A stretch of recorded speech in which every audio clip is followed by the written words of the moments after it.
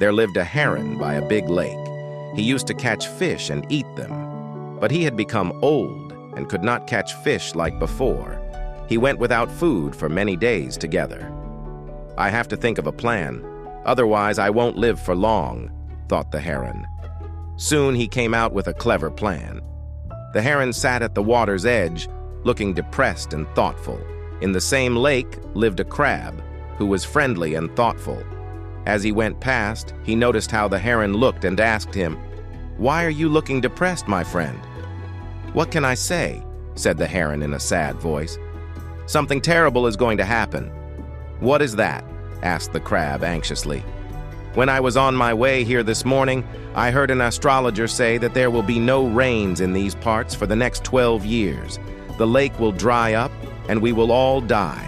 I am quite old. It does not matter if I die. But you all are so young. There is so much for you to see and enjoy," said the heron. The crab went to the fishes in the lake and told them what the heron had told him. They were all filled with fear. "Oh no, what do? We will all die," they cried. "There is a very big lake some distance from here. I can take you all there one by one," offered the heron. All the fishes were comforted, and they agreed to be carried to the bigger lake one by one. Every day the heron would fly the fishes one by one. He would hold one gingerly between his long beak and fly away. But instead of taking them to any lake, he would land on a rock some distance away and eat them. Then he would rest till evening and return to the lake. After some days, the crab went up to the heron. "You have been taking the fishes to the other lake. When will you take me?" he asked. The heron thought to himself, "I am tired of eating fish. Crab meat should be a pleasant change." The heron agreed to take the crab to the other lake. But the crab was too large for the heron to carry in his beak.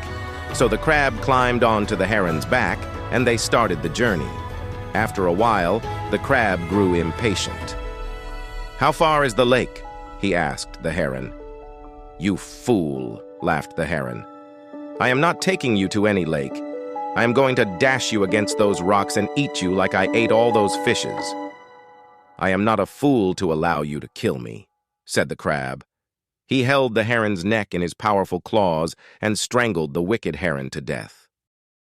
With swift and decisive action, the crab turned the tables on the wicked heron, ensuring justice prevailed. And so, the clever crab emerged triumphant, teaching us that deceit may ensnare the innocent, but justice will always prevail in the end. Subscribe for more moral tales and life lessons.